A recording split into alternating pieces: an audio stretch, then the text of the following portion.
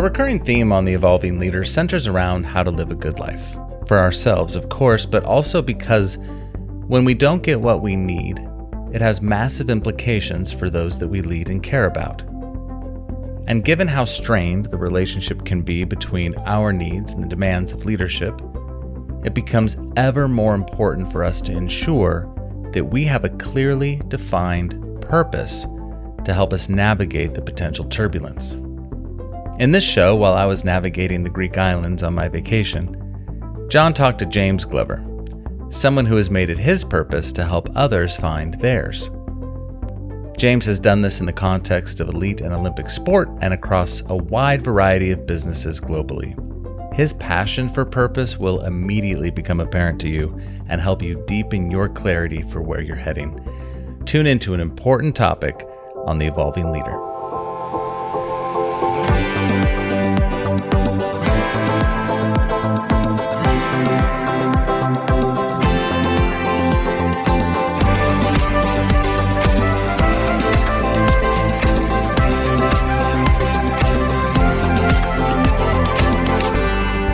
Welcome to The Evolving Leader, a show born from the belief that we need a deeper, more accountable, and more human leadership to face the challenges of an uncertain, polarizing, and automating world. Today, I'm joined by an incredible human being, James Glover, who I've known for many years. James has interviewed both Scott and I on his wonderful podcast, which I thoroughly recommend, The Excitable Soul. It's a unique manifestation of him as a human being and some of the great people that he knows in his life and that he's getting to meet. So let me just introduce James. He is the founder of an amazing company and mission called The Excitable Soul. He's a performance coach and a self-described purpose nerd with over 15 years of experience with helping people live purposeful, positive lives they genuinely love. Before that, he spent a decade coaching and supporting some of the world's highest performing individuals and teams in Olympic sport. And before that, he was a world champion athlete himself. So James, welcome to The Evolving Leader. Thank you very much, especially after that introduction. I hope I can kind of live up to expectations here. Wonderful to be with you. So James, how are you feeling today? I'm definitely feeling that sense of anticipation, John, from being the other side of the podcast experience. And I think I've definitely become accustomed to the comfort of being the person that asks the questions rather than being in the kind of the proverbial hot seat. So I guess I feel a nervous excitement, but I feel really present and really playful. So I'm looking forward to this. Excellent. Well, I'll just share how I'm feeling because it's been a long, really rich week with some brilliant things happening, and this has been kind of like something I've been looking forward to because I know it marks the kind of transition into the weekend. So it's something I've been anticipating with a lot of pleasure and hope. So thank you for spending this time. So before we get into the heart of the conversation, can you bring to life the experiences of competing first as an elite athlete and then as a performance coach who's helped UK teams win Olympic medals for the first time? That must represent an incredible source of fulfillment in your life as you look back. Massive. It was a really important period, actually. And I think one of the things that it's probably important for people to know is that they almost weren't, it wasn't a linear experience. I didn't go from being an athlete into working with athletes. I was actually doing it in parallel, and that's because the kind of the discipline that I completed in, the sport that I competed in, was a non-Olympic discipline. It was the sport of whitewater rafting, if you can believe that. A bunch of people throwing themselves down. Incredibly challenging whitewater and doing really, really difficult, skillful things in the process. It was that experience alone was a huge source of pride for me, and relates directly almost to the kind of the opportunity of working with Olympians, in that I've always loved sport. And I almost don't understand where the genesis of that came from. I haven't found the kind of the trigger moment or the source. It feels like it's something that has just been ever present in me. I remember watching my first Olympic Games. There's kind of a wonderful irony that today is actually the day of recording this is the day of the opening ceremony of the Paris Olympic Games. So, the universe doing its thing as always. But I remember the Los Angeles Games in '88. I was 7 years old, and I have a really clear memory of watching Carl Lewis in track and field, winning 4 Olympic gold medals, and the kind of the almost superhuman nature of what he was able to do. And then again, really clearly remember '92 and Linford Christie. I'd started playing hockey at that point in time, and I couldn't believe that you got to watch hockey on television. So I was pestering my parents for the remote control at different times to be able to. So I had this kind of real deep affinity with sport, with Olympics, with that kind of sense of national pride, watching our athletes achieve, seeing what was possible from other athletes. And there was definitely a desire fostered in me to want to have a piece of that action at some point. And for a while, the dream was, could I make it as a hockey player? But any of the people out there who have ever either played with me or against me will know that the enthusiasm outweighs the talent fairly considerably. So that wasn't necessarily going to be an outcome for me. But later down my path and working in this kind of outdoor education environment and being kind of in the natural extreme kind of sport environment really met a lot of my kind of physical characteristics and my kind of overexcited personality. And so there's a group of us at that point in time who had the opportunity to start to race. And in order to be able to compete, you had to win at a national level. So you had to be the best in your home nation. Then you had to be the best in Great Britain in order to be able to go and represent Great Britain. And the first time that we did that, because we were national champions, I think 7 times, the first time we did that marked a sea change in me, in the group of people that I was with, and the sport itself, in that we were the first team to commit for over a decade to our pursuit of excellence. How far could we push ourselves? How far could we push each other? How far could we push the sport domestically? And so I guess there are a couple of things. One is I got to wear the Union Jack, and I got to go and compete against other nations wearing that. And I will be really honest, the first World Championships we went to, we were horrific. But, you don't learn anything from winning straight away, do you? So let's just say we learnt a lot for the first couple of international competitions that we went to, until the point where we were the ones that were stood on the top of the podium, both at a European level and at a world level. And to hear the national anthem played because of something that you'd done, to be able to look around at your competitors and see a genuine appreciation because they've seen the effort and the journey that you've gone on. We walked into the tent at the European Championships, the last ones to come in ahead of the medal ceremony. We got a standing ovation. And that we hadn't seen that before. And that was because we'd been around for a while and people had seen the progress that we'd made over that period of time. So the kind of the pride and the fulfillment in the effort to be able to achieve those outcomes and what it took for us to do that was immense. But also its connection to the Olympic sport environment. I still find it really difficult to, even when you're saying there, you being an elite athlete, I find it difficult to own, in that compared to the people I was working with on a day-to-day basis who were our Olympians, who were being funded, I had a different understanding of what elite meant.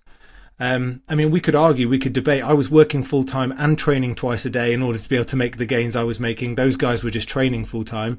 But the commitment, the dedication, the sacrifice that I was seeing from them on a day-to-day basis, I don't know if I would have changed places with them, actually. I don't know if I would have wanted that. So it felt like a real privilege to be on the journey that I was on, but also be a part of theirs. And London, a home Olympic Games, there was a huge amount of skepticism as to whether or not we as a nation could host those games and do a really good job.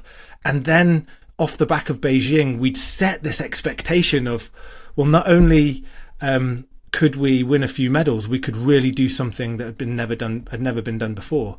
And that proved to be the case. We won more medals than we'd ever done at Olympic Games up until that point in time. And to work with 3 sports who had never medalled before, and 2 of them hadn't medalled before at the same level. They all won gold medals. They'd never won gold medals before, and they all won gold medals. It was just, it was a really mixed moment in the sense of connection that I felt to that group of people and the journey that they'd been on, the level of pride and deep satisfaction in all that we'd given to get those guys to that point in time, and almost a real deflation. Like it's probably the closest to burnout, like genuine physical and emotional burnout I've ever had. But it felt worth it, which is almost a strange thing to say.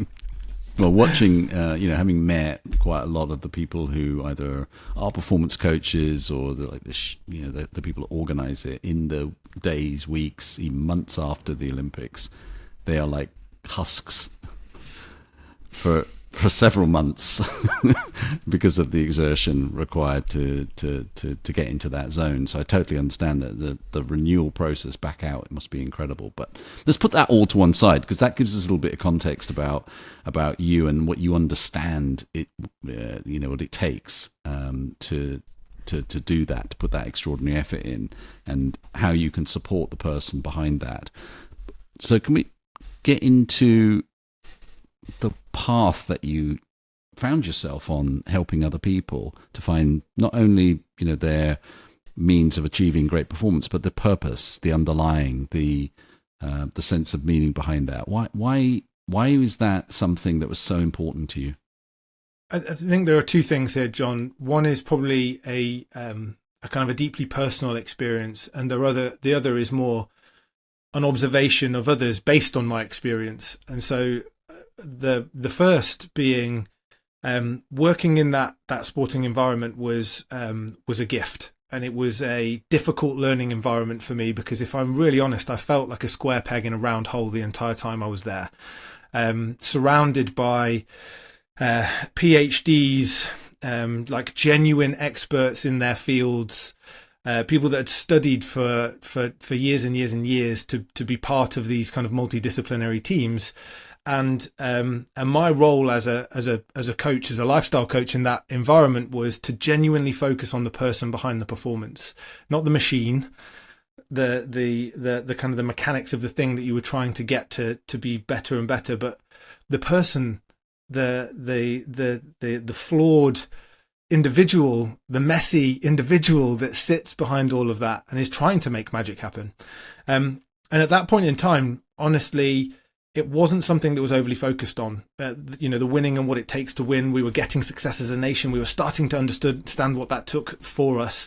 That was a deep priority. And so I didn't feel like I necessarily belonged at the table, yet I had this intuitive sense of how important this work was. And if you fast forward now, given the amount of time that's passed, the work of the lifestyle coaches in the high performing system is absolutely critical, and has been for a really long time. It's not just the few who invest in it; it's the entire system sees the significance and importance, which is wonderful. But for me, I was really scrabbling around. I don't know how to make sense of the contribution that I'm trying to make here at this point in time, and it feels really alien and really difficult to me.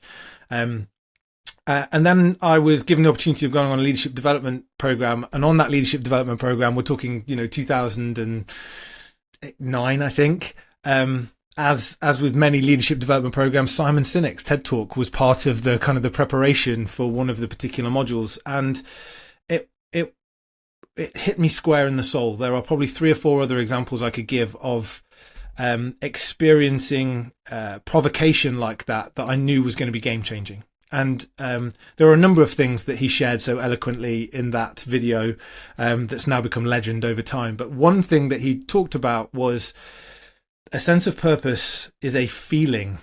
It isn't generated from the same parts of the brain that are logically thinking their way through the world. And so it can't be described with language. And all of a sudden I felt freed, because I couldn't convey the importance of some of the things that I was doing in language, but I felt it.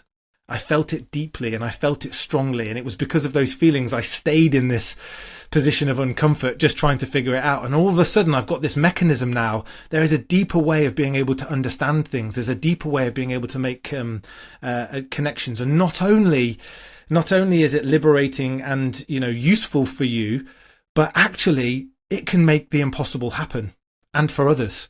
So that was it. That was the spark lit for me in terms of in terms of a journey of wanting to understand more of the underlying mechanisms. But the bit that then plays out in experience is that whether it was working in high performance sport or working with some of the most progressive organizations on the planet, Microsoft and Google, and some more traditional organizations like Shell, Goldman Sachs, etc., regardless of the environment, you could see the people who were able to make lasting change for themselves because they were the ones that had a compelling reason to invest in doing things differently. They felt a sense of meaning and significance that drove them to embracing change, embracing ambiguity.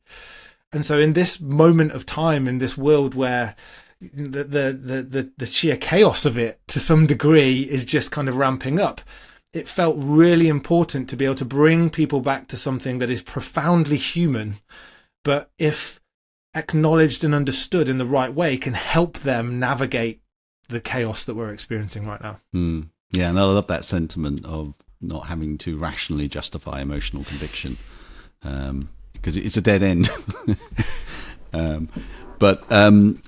So I think one of the things that you and I have talked about is just the growing numbers of people that are reaching this point in their life where they suddenly recognize that something profound is missing. They've been chasing something, or they've been on a path that's been set by the direction of others or the expectations of somebody in their life, or even just an underlying assumption that what they're doing is good and worthwhile. And then suddenly they hit a wall and question all of that. What are you seeing in that set of circumstances that you can consistently kind of pull apart? Well, I think I would point to the kind of the acute nature of some of the things that we're experiencing now. So you can use COVID as a really great example. It was such a unifying event because of its scale of disruption. It almost stopped everybody in their tracks. And not only did it stop us in our tracks, but we were stopped in our tracks and held in a place. I'll never forget, Boris Johnson's floofy hair finding its way to the television and then telling us all that we weren't allowed to go out anymore, and thinking, oh dear, what does the world look like now? I have 2 small children, and where are we going to go? And if you are confronted in that way, and then you are given space that isn't filled by something else, then immediately you're forced to see, to feel, to question some things that maybe have been playing out without any conscious awareness. And for me, that sense of kind of abrupt, I don't even know the right terminology to describe it, but just kind of stopping you in your tracks has forced people to question: do I want what I have? Is the life I'm living, is it worth it? Do all of the things I'm going after, is it worth the effort? So the kind of the main question really here is it worth it? And actually, if you think about where we are on our evolution as human beings, we have more option and opportunity available to us should we choose to acknowledge it and use it than we've ever had before. So we have this wicked combination of, there is these kind of forces or events that are forcing us to confront some stuff at the same time as there being greater levels of opportunity to be able to do things differently. And people are going, how do I choose? How do I know that where I put my effort, where I place my energy is deserving of it? Am I going to get the outcome, the sense, the feeling that this matters? And that can be an incredibly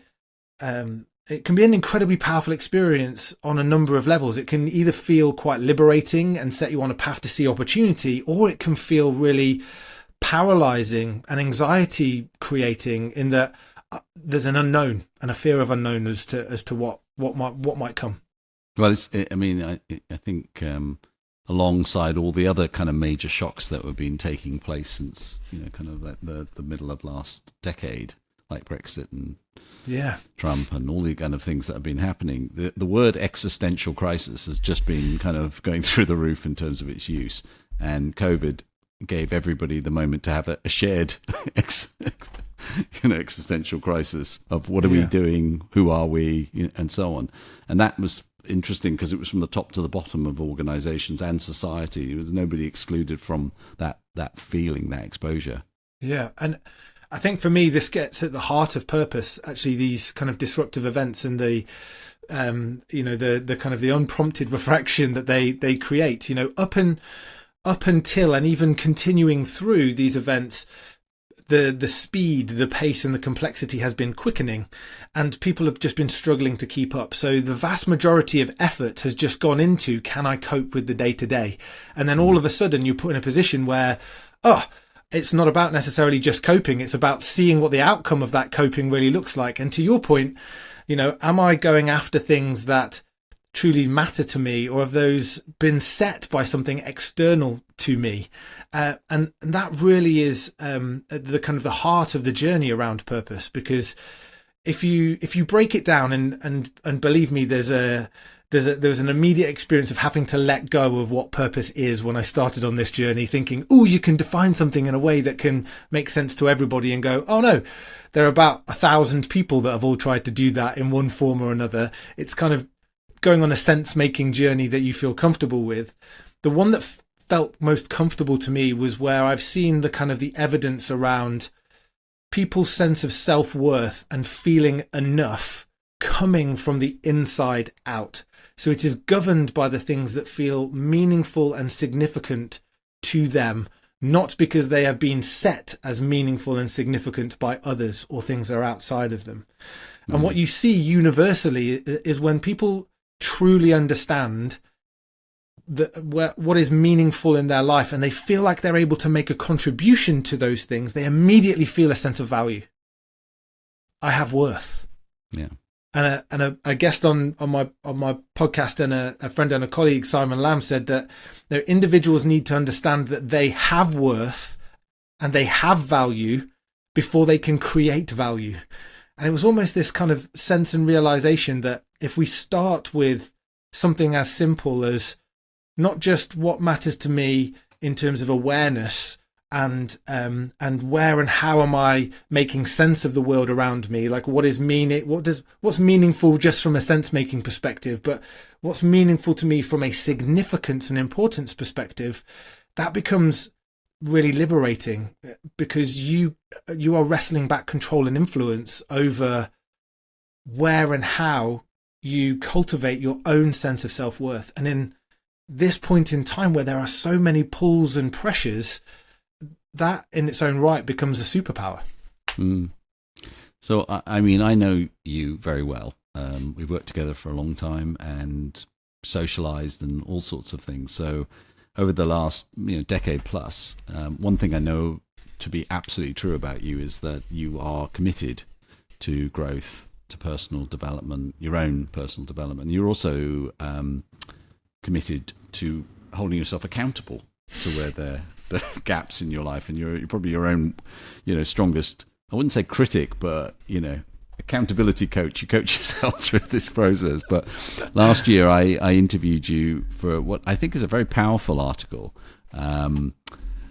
about a moment in your life where you faced an accountability gap, and it's a really painful moment of realization in your personal life. Are you happy to talk about this? Yeah, sure. I think it helped you to strengthen your resolve to leave a more purposeful life. Yeah, and I have to credit and thank my wife for both being with me in and through that experience, and also being happy for it to be something that we share and talk about, and that you so eloquently captured for us, which is we became parents in 2016 for the first time. My daughter Isla, who is now 8 and kind of just finishing her third year at school, but she came into the world in fairly traumatic circumstances, and we didn't know, and nobody could tell us if she was going to be okay for the first year of her life, whether or not there'd be any developmental issues, and that immediately places a stress and a strain on couples over and beyond becoming parents for the first time and realizing that, you know, nothing is ever going to be the same again in a wonderful and chaotic and deeply fear-inducing cauldron of emotion. But having this kind of uncertainty hanging over us sent us both into overdrive, not to mention the trauma of the experience itself. And I guess to understand this and maintain the kind of the purpose connection, there's probably a couple of things that are important to just know about me, which is I find meaning in helping others. Now, at one level, that's nothing unique to me. In fact, all of us, to some degree, are genetically and biochemically engineered to want to help one another. It's part of being a kind of a social species. But my desire to help goes beyond even the kind of the genetic expression. It was behavioral. I've grown up gaining a huge amount of validation from being somebody who can be relied upon and take responsibility and look after others. So I come into this space of being a parent, and that's going to go into overdrive. Like, we don't know what's going to happen with our little person. I'm going to look after this little person. I'm going to look after my wife. Literally like my life depended on it. They're going to come first and foremost. If you imagine at the same time, my career was hitting a new high. I was having the opportunity to work with you. We were doing some really incredible things. We were traveling all over the place. And in that moment in time, there was need for me to be able to step up really considerably. And so almost everywhere I'm in, I've gone from stretch to deep overwhelm. And where I'd biased myself was in this, right, I'm helping everywhere. And what the confronting moment for me was that when I was 6 months old, we went on holiday, and we went to a campsite in France that I used to go to as a kid, and all my family were going, and nieces and nephews, etc. And this was our kind of first holiday abroad, and it was just this moment of release because it was going to be some time off for me and some time with them. And I'm having a walk with my wife, and we're trying to get Isla to nap, and she just turned around to me and said, I'm deeply unhappy, and if we continue like this, I don't want to be in this relationship anymore. I can't even think about it now without feeling that kind of emotion. And talk about COVID was nothing in comparison to the wallop I got from that conversation. But the confrontation for me was, how am I here? How am I literally breaking myself in half to do as much as I can for everybody else? And the very things that matter most to me, the people that should be the main beneficiaries of this, are potentially not going to be in my life anymore. Like, what am I not seeing? And the reality for me in all of that was I was making a whole bunch of assumptions about what other people needed from me or wanted from me. And in that regard, with Jo and with Isla, what she wanted was the James who is energetic and hopeful and positive and playful and buoyant.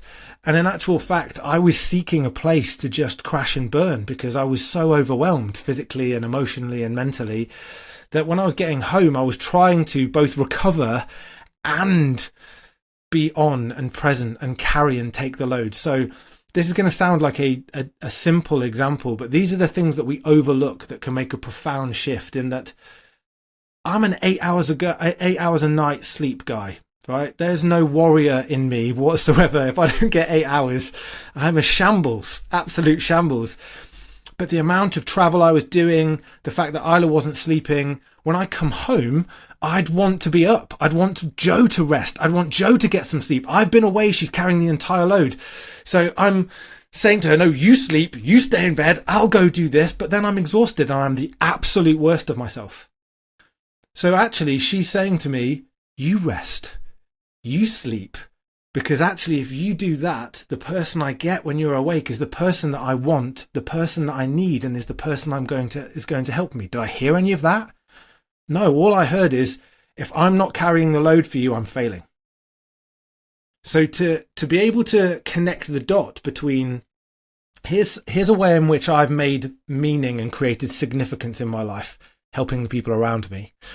The application of that had my understanding of it and the application of it was completely skewed.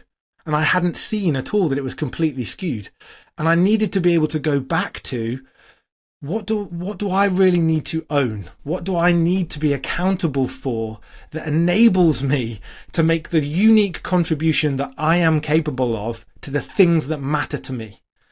And the second that I did that, the second I could start to see that, and the second I started to take ownership over the things that initially had made me feel like I was failing, was the second I started to really feel purposeful. Oh my word! What did you do? What did you do? Well, simple things started with where's the foundation. So sleep is critical, exercise is critical. But for exercise, again, that meant being away from my family for short periods of time. So there's no way I was going to do that because that's again me not being present, etc., etc. But finding the times, finding the right time of a type of exercise in the right places, in the right ways, being able to sleep at the at times that refreshed me, but also were beneficial. Being able to actually, and this is the critical thing, emotionally let go of some of the things I was holding on to. And even more importantly, from an emotional perspective, seek to understand from others. So actually turning around to my wife and saying, what do you need?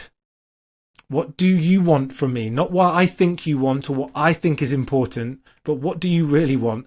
And taking that as what was critical, not what I thought was critical.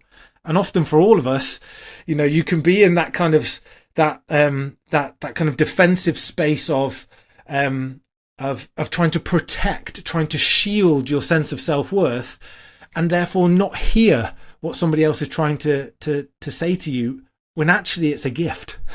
But you need to reconcile what they're hearing with, what's important and what's significant to you in a way that enables you to truly own your action and intention. So sleep, exercise, emotionally, what do I need to be able to let go of? What do I need to hear that I'm not seeing and hearing?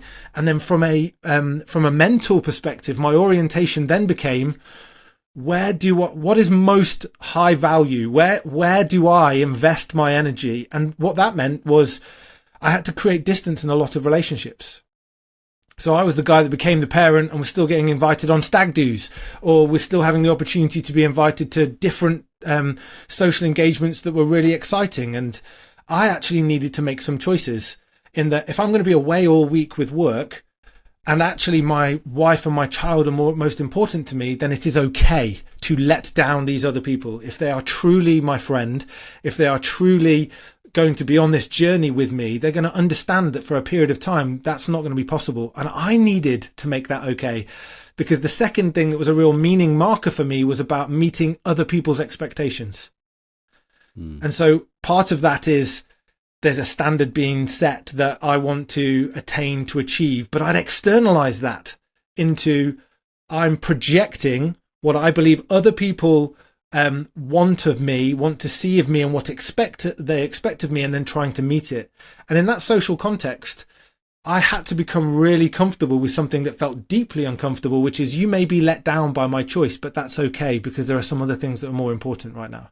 And if I hadn't done that work to understand this connection between meaning and contribution, then I wouldn't have been able to start to make those choices and decisions, which is why purpose is critical, because purpose is simply what is meaningful to you and the contribution that you want to make to those things. It is meaning in action. That's what it is. It's an outcome of some understanding, awareness, and choices. So Joe left you after this. Fast and hard, and has never looked back and is having a great time. No. So for the listeners' benefit, we do really need to get to the last page of the story, because they'll be sitting there going, what? Did this work?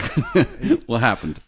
Well, yeah, so we celebrate our 10th wedding anniversary in December. We, after the trauma of having Isla, after her first year, she was completely fine. She was a miracle, actually, in that regard. And once we kind of regained our senses of self and kind of almost supported each other to kind of take the time to heal, we decided to go back into the parental melting pot, and we now have Luca too, who is going to be 5 in a few weeks, and we have genuinely the type of relationship that I could only have dreamed about. It was the one I hoped I'd had before this conversation, but it's now the one I know I have, because of the type of conversation and interaction that we're now capable of, because of those kind of moments and the ones that have followed. Well, what I think is really valuable in this is that many parents lose their minds through the process of having their first children, or just having children, because it's so incredibly difficult to square off all of those changes, transformations that to your identity, to the things that you have to let go of, your former self and so on, and then at the same time the pressure that you're under to meet the expectations of work and all the other things that we've been talking about. And for you to have not just confronted that, but actually used it as a way of transforming and improving your relationship with your partner, I think is a really valuable kind of insight for people to take away from this. But let's try and zoom out and think about purpose. Sorry, John, I think just one other thing that feels really important here that could be a useful insight for people is that I often hear in the conversations I have around purpose where people talk around my children are my purpose, or those that are really focused and gain real satisfaction and fulfillment from work, saying, well, my work is my purpose. And actually there's something that I've begun to unpick around that, actually, which is those things are transient by nature. And actually, purpose evolves as you understand it more, and your experiences are able almost kind of create the layers on top. But there is something about how and where it's formed that it's a stable base for all of us. And so there is a difference between the roles that you play in your life as almost what you focus on and why you focus on them. So the sentiment around purpose comes from a deeper place. So when I'm talking to you about where and how I make meaning and what my sense of purpose is, the way I articulate it now is it's about belief. It's about believing in others so that they can believe in themselves. And that's because I understand there are 4 or 5 meaning markers for me around, about helping others, around setting and meeting expectation, around playfulness, and a whole bunch of other things. I understand how they're overplayed. I understand where and how they sit in a place of real enablement, and then I understand the contribution I want to make to those things. So I'm energetic and attentive in equal measure. And when I think about taking those 2 things, I then start to go, how do I apply those in the roles that I play? So this believing in others so that they can believe in themselves, that's the father that I want to be. That's the accountability I hold myself to when I think about being a parent, when I think about being a business owner, or when I think about being a practitioner, or when I think about being a friend or a family member. I want to be able to believe in what's possible for those people so that they can feel it for themselves in all of those roles. And so just in what you're describing there, often again, that this kind of nature of transition, and parenting is a significant transition in the same way that a leadership transition is really significant, in the same way that working with athletes, a significant transition is moving from being an athlete to what goes beyond that. The start point for all of this is coming away from those roles and starting to just explore and discover and uncover from within first, because that's the source of purpose. So all right, well, let's take that thing for people to hold on to. Yeah, let's take the kernel of that idea that this isn't a superficial strategy to try and have a successful life. This is this deep within purpose point that you've made here, that there's so much talk about purpose as a corporate strategy, particularly to confront massive seismic changes such as climate change or social polarization. And we've seen what's happened in the States when organizations did embrace that as a tactical thing with Black Lives Matter, and then the backlash and the fact that it actually wasn't real. It was, it was kind of shaken off very quickly. What's your view on what's happening here? How much of this is real versus virtue signaling? Yeah, I don't know that it's I don't think it's an either or, actually, John. I think both things are true, right? So is it real? Yes.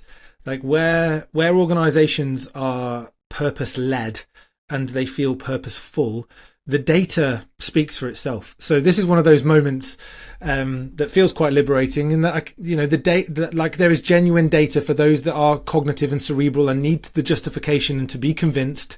It's there. It's evidence-based now. Everything from increases in 20% increase in performance, 50% higher levels of productivity, the ability to attract and retain top talent. You know, there's a talent war out there because people have choices. 30% increase, 40% more likely to be able to stay in an organization. And then there is the growth metrics. So the bottom line, commercial impact. You're seeing B Corps, certified B Corps, growing at 28 times the kind of the speed of the economy in the UK alone. And that's because, again, something that was really interesting around COVID, just to touch upon, since COVID, 75% of people are trying new things, stuff that they, whether that's products or experiences, things that they hadn't done before. And 70% of those are willing to move away from something that they've always used or always interacted with to something new where they know that it has a deep purpose associated with it. So they're making more money, they're getting the talent, they're keeping hold of the talent, and they're getting the customers, right? This is data driven. So it's real. Okay. It's absolutely real. And it's because it's real that you get the superficiality and that you get the virtue signaling. You get those organizations that are going, oh, wow, we need to do that because there's money to be made in that, or we need to hold on to the clients that we've got, so we need to do that. But here lies the rub. To truly embrace purpose at an organizational level is exactly the same as truly embracing purpose at an individual level. It takes effort. That's where organizations fall down. There isn't the conviction to actually see through what's required in being a purpose-led organization most of the time. And so instead, it becomes a superficial rebranding exercise where we've got some words that feel like they might play really well and give us the kind of the bang and the fizz, but there's no real substance to it.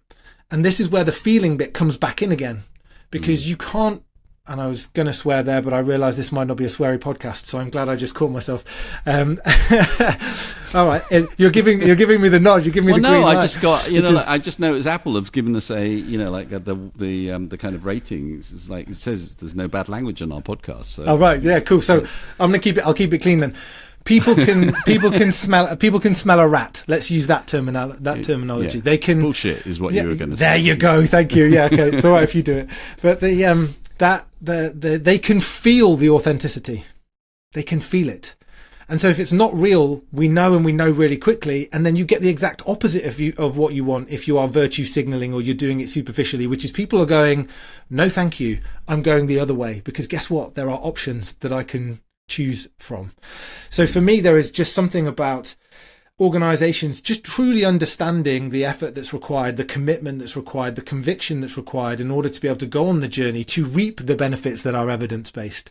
And so I'm not saying it's easy, because it's not, and nor should it be, because if you do this in the right way, then what you're doing for your organization, what you're doing for the people within your organization, what you're doing for the people who engage your organization can be transformative all the way around. And for me, that's the real opportunity of organizations now, this growing movement that actually, if we are going to make the seismic shifts that we need to make around the environment and climate change, as just one example, then actually organizations are probably the biggest lever we can pull in doing that, because they can move quicker than anybody else. So where are you seeing that? I mean, can you give me examples of where the work that you're doing, where you are seeing that effort being put in, and what are you learning about what it takes to do that?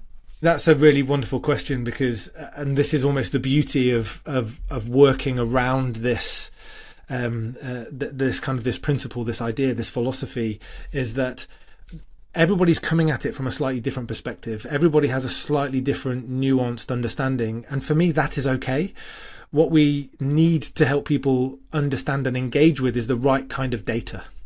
And the right kind of data is the emotional data. And, you know from the work that you've done, and there have been some really, really brilliant evolving leader podcasts around this subject and this content, is that it's data that's largely ignored or largely dismissed.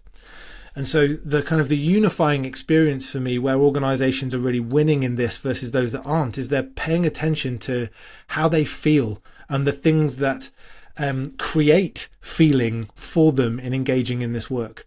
So I'd almost describe it around three distinct phases. There is an opportunity for an organization to sit back and reflect on its unique place in the world.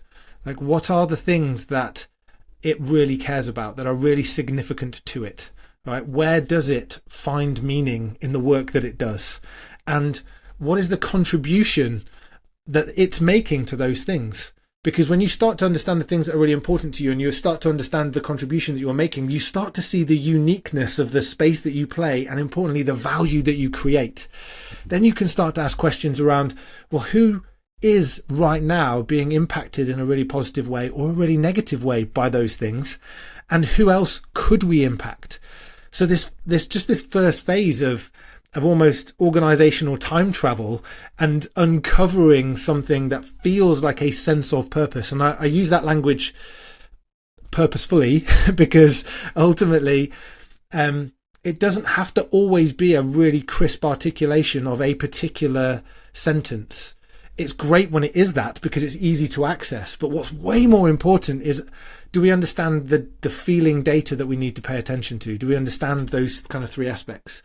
Because when we do that, when we've uncovered that and we're paying attention to those things, all of a sudden we see more than we did before.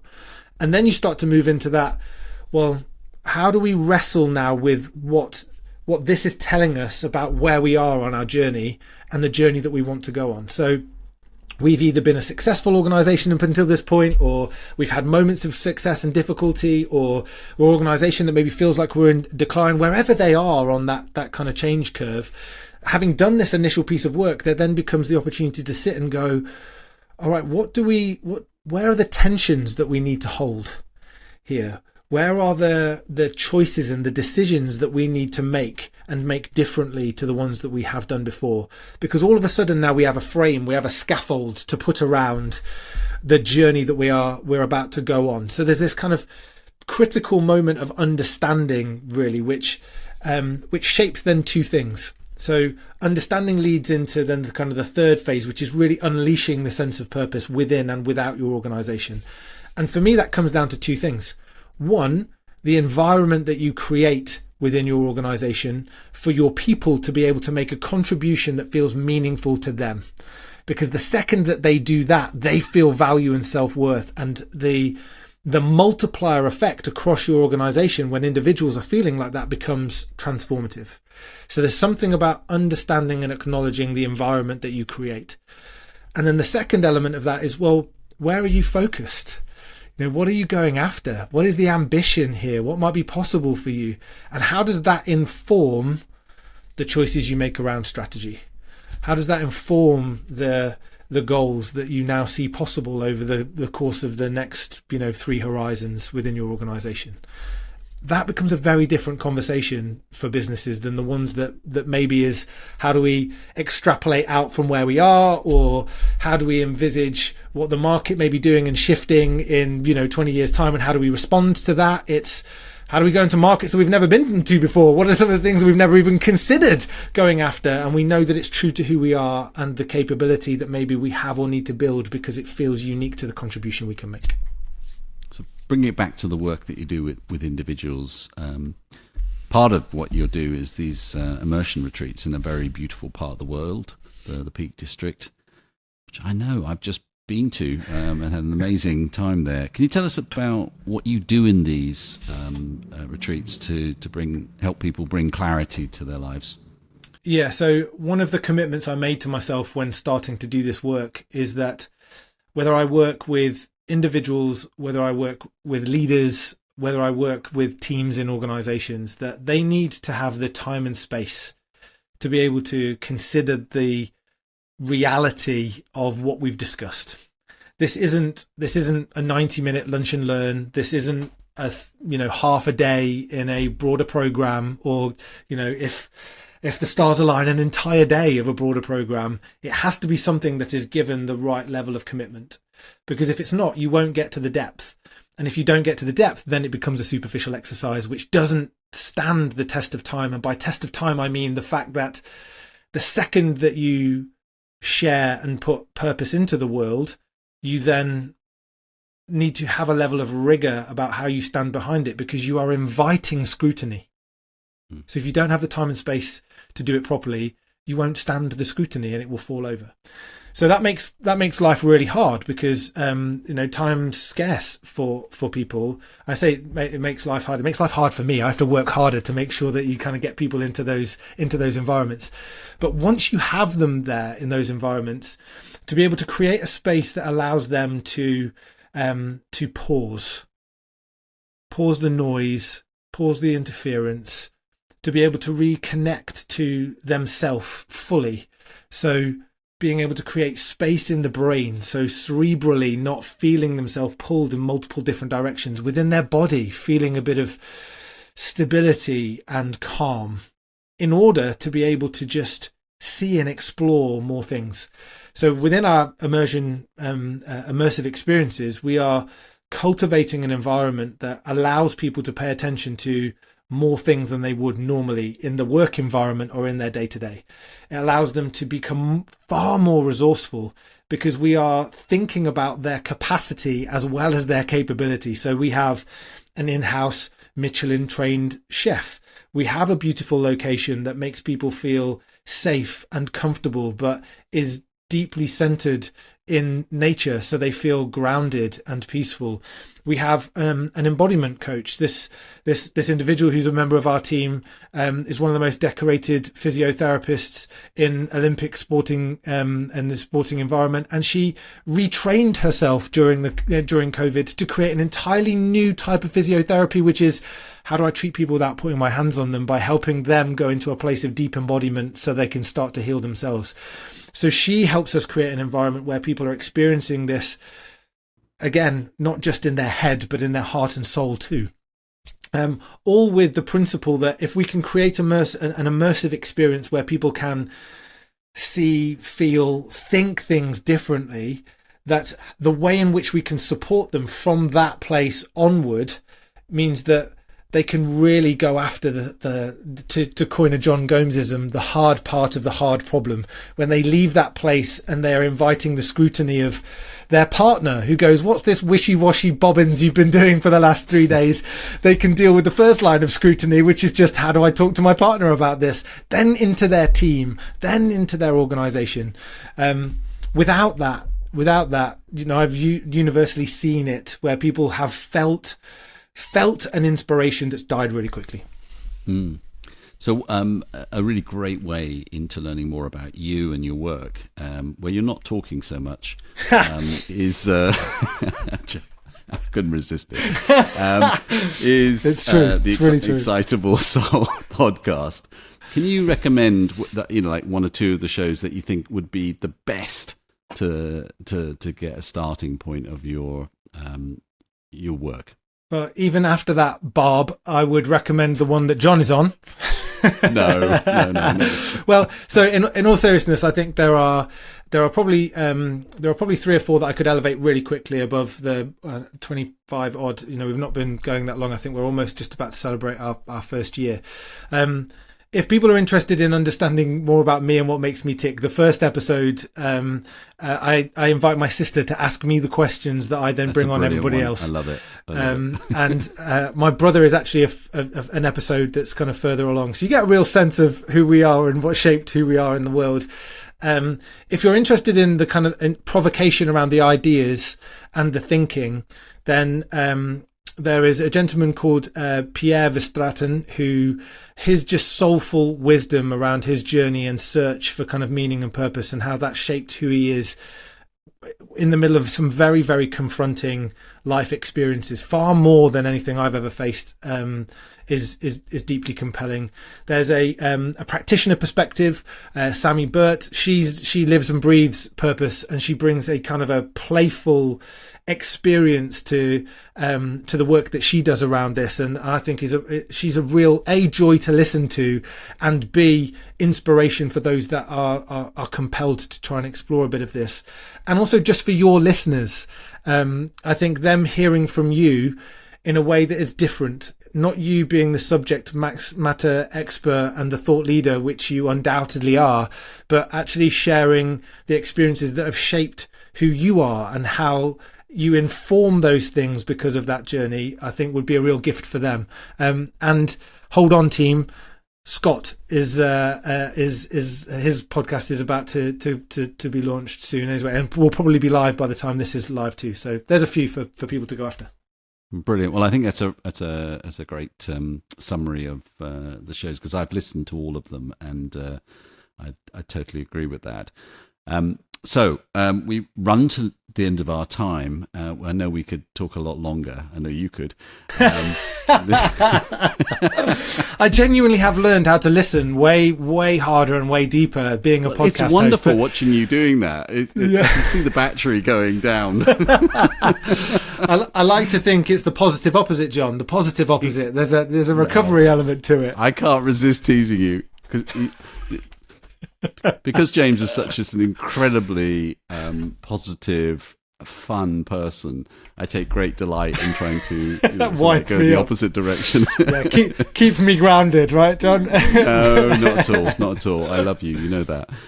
So, listeners, this brings us to the end of our time. Really recommend that you listen to The Excitable Soul.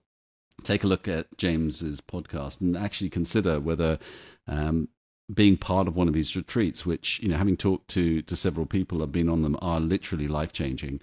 And yeah, that's it for now. Looking forward to tuning in soon with you. And remember, the world is evolving. Are you?